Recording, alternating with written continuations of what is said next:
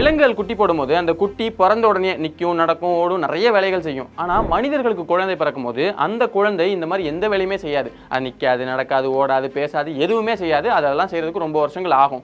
ஏன் இப்படி? இப்போ மனிதர்களும் பாலூட்டி தானே, ஏன் விலங்குகளால் செய்ய முடியறத மனித குழந்தைகளால் செய்ய முடியல?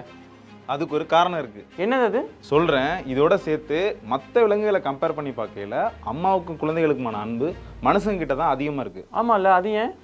இதெல்லாம் பற்றி தான் இன்னைக்கு நம்ம ஸ்ட்ரீட் டெக் வீடியோவில் பார்க்க போகிறோம். ரைட். இப்போ இவர் தான் வந்து கலை நம்ம டீமில் புதுசாக ஜாயின் பண்ணியிருக்காரு. இப்போ இதுக்கு முன்னாடி கண்டென்ட்ஸ்லாம் நிறையா கொடுத்துருக்காரு, அதை நான் பேசியிருப்பேன். இப்போ இந்த வீடியோ மொத்தமாகவே அவர் தான் எக்ஸ்பிளைன் பண்ண போகிறாரு. இப்போ இந்த வீடியோ ஃபுல்லாக நீங்கள் பார்த்துட்டு எப்படி பண்ணுறாரு, நல்லா இருக்கா இல்லையா அப்படிங்கிறதெல்லாம் கீழே கமெண்ட்ஸில் சொன்னீங்க அப்படின்னா அதுக்கேற்ற மாதிரி நம்ம அடுத்தடுத்த வீடியோஸில் பெட்டர் பண்ணிக்கலாம். ப்ரோ கண்டினியூ பண்ணுங்கள்.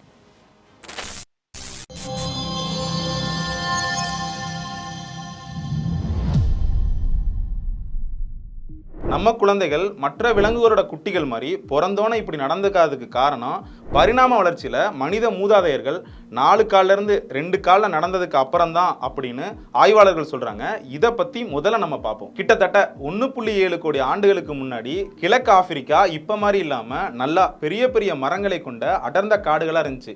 அந்த மரங்களில் நமக்கும் பெரிய குரங்கினங்களான சிப்பான்சி, உராங்குட்டான், கொரிலா இதுகளுக்கும் பொது மூதாதையரான ப்ரொக்கான்சல் அப்படிங்கிற உயிரினம் வாழ்ந்துகிட்டு இருந்துச்சு. இந்த உயிரினத்துக்கான உணவு தேவைகள் முழுக்க அந்த மரங்கள்லேயே கிடைச்சதுனால இது தரைப்பகுதிக்கு வர வேண்டிய அவசியமே இல்லாமல் இருந்துச்சு. ஆனால் கண்டங்களோட நகர்வால் கிளைமேட் சேஞ்ச் ஏற்பட்டு அங்கே இருக்கக்கூடிய மரங்களோட எண்ணிக்கை வெகுவாக குறைஞ்சிச்சு.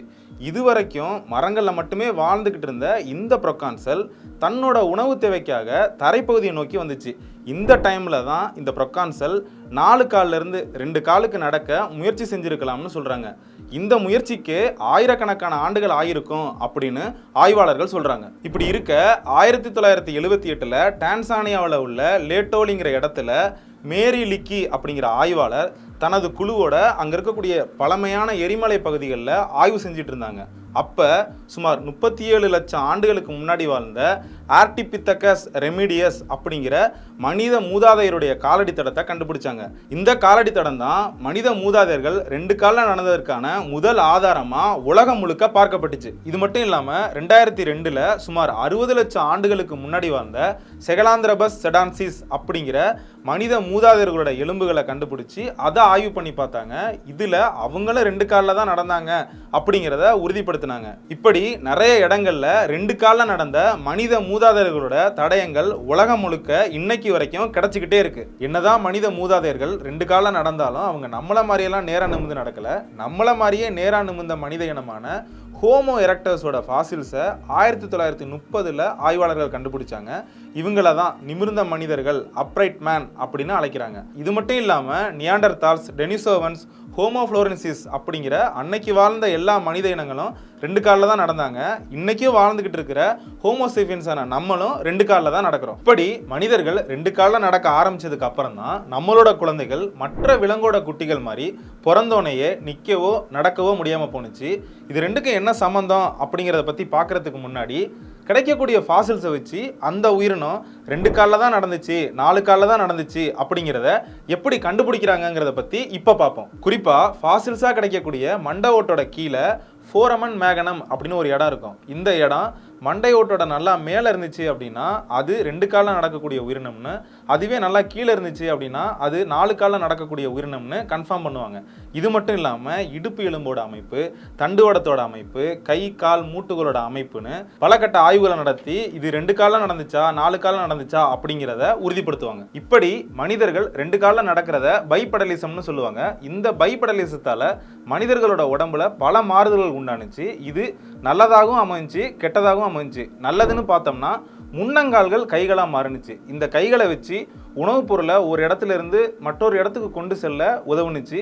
பிற்காலத்தில் மனிதர்கள் கருவிகளை கண்டுபிடிக்கிறதுக்கு இதுவே காரணமாகவும் அமைஞ்சிச்சு. இது போக மனிதர்கள் நிமிர்ந்து நடக்கையில் இடுக்குகளுக்குள்ள புகுந்து ரொம்ப தூரம் செல்லவும் தொலை தூரத்தை நல்லாவே பார்க்கவும் உதவியாக இருந்துச்சு. இதை எப்படி புரிஞ்சுக்கிறது அப்படின்னா, ஒரு நாய் 4 காலில் நின்று பார்க்கறத விட 2 காலை உயர்த்தி நின்று பார்க்கையில் ரொம்ப தூரம் பார்க்கும் இல்லையா, அந்த மாதிரி மனிதர்களுக்கு தூரத்தில் உள்ளதை பார்க்கறதுக்கு இது ரொம்ப உதவியாக இருந்துச்சு. குதிக்கால்கள், பாதங்கள், மூட்டுகள்னு நிறைய மாற ஆரம்பிச்சிச்சு. குறிப்பாக மனிதர்கள் மரங்களில் வாழையில் அவர்களுடைய கால் கட்டையவர்கள் மற்ற விரல்களோட சேராம இருந்துச்சு. எதுக்கு அப்படின்னா அவர்கள் ஈஸியா மரங்கள்ல உள்ள கிளைகளை பிடிச்சி நடக்கிறதுக்கு அப்படி இருந்துச்சு. அதுக்கப்புறம் மனிதர்கள் நிலப்பகுதியில் வாழ ஆரம்பிக்கவும் நமக்கு இருக்கிற மாதிரி கட்டை விரல் மற்ற விரல்களோட சேர்ந்துருச்சு. உடல் முழுக்க எலும்புகள் தசைகள்னு பல மாற்றங்கள் உண்டானுச்சு. இதனால நிறைய பிரச்சனைகளும் நடந்துச்சு. குறிப்பா பெண்களுடைய பிறப்பு வழிப்பாதை குறுகி போணுச்சு. இதனால மகப்பேறு பிரச்சனைகளும் நிறைய மரணங்களையும் பெண்கள் சந்திக்க வேண்டியதா இருந்துச்சு. மற்ற விலங்கினங்கள் மாதிரி இல்லாம பிறரோட உதவி இல்லாம இவங்களால குழந்தை பெற்றுக்க முடியல.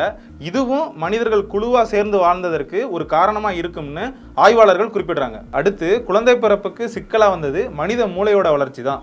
ஒரு உடம்பை கம்பேர் பண்ணி பார்க்கையில மற்ற விலங்கினங்களுக்கு அதோட மூளைகளோட அளவு ரொம்ப சின்னம். அதுவே மனிதனோட உடம்பை கம்பேர் பண்ணி பார்க்கையில அவனுக்கு ரொம்ப பெருசு. இப்படி மூளை பெருசா வளர வளர அதோட மண்டை ஓடும் வளர ஆரம்பிச்சிச்சு.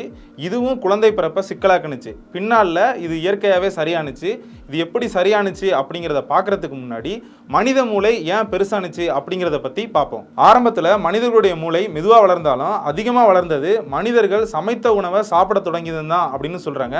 முன்காலத்தில் காட்டு தீயில வெந்த விலங்குகளை சாப்பிட்ருக்கலாம். அதோட ருசி பிடிச்சி போய் பின்னாடி அவங்க சமைக்க பழகிருக்கலாம் அப்படின்னு சொல்கிறாங்க. மனித இனத்திலேயே ஹோமோ எரெக்டஸ் தான் முத நெருப்பை கையாள தெரிஞ்ச இனம் அப்படின்னு கண்டுபிடிச்சிருக்காங்க. இப்படி மனிதர்கள் சமைத்த உணவுகளை சாப்பிட ஆரம்பிச்சதும் அவங்களுக்கு நிறைய நன்மைகள் நடந்துச்சு. குறிப்பாக சமைக்காத பயிர்கள், கிழங்குகள், மாமிசங்கள் இவை ரொம்ப கடினத்தன்மையாக இருந்தனால இதை சாப்பிடவும் இதை மென்று முழுங்கவும் ரொம்ப நேரம் ஆணுச்சு. இதுலேயே அதிகமான ஆற்றலை கொடுக்க வேண்டியதாக இருந்துச்சு. ஆனால் சமைச்சதுக்கு அப்புறம் இதெல்லாம் ரொம்ப மென்மையானதுனால செரிமானத்துக்கும் ஆற்றலும் கம்மியானுச்சு.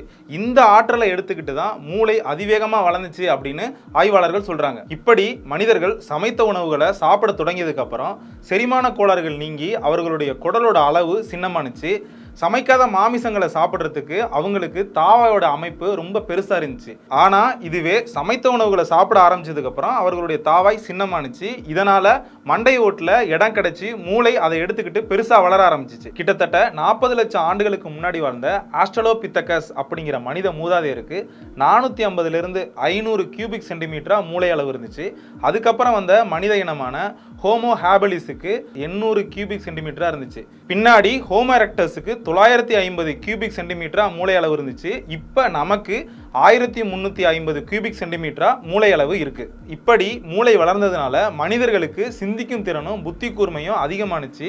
இதனால தான் மற்ற விலங்குகளை கம்பேர் பண்ணி பார்க்கையில மனிதர்கள் அறிவாளிகளாக இருக்கிறாங்க. இதன் மூலம் நமக்கு தெரிய வர்றது என்னன்னா, மனிதர்கள் 2 காலில் நடக்க ஆரம்பிச்சதுனால பெண்களுடைய பிறப்பு வழி பாதை குறுகுனுச்சு.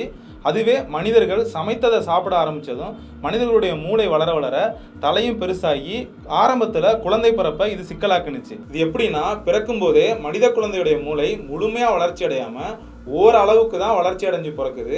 இந்த குழந்தை வளர வளர தான் இந்த மூளை முழுமையாக வளர்ச்சி அடையுது.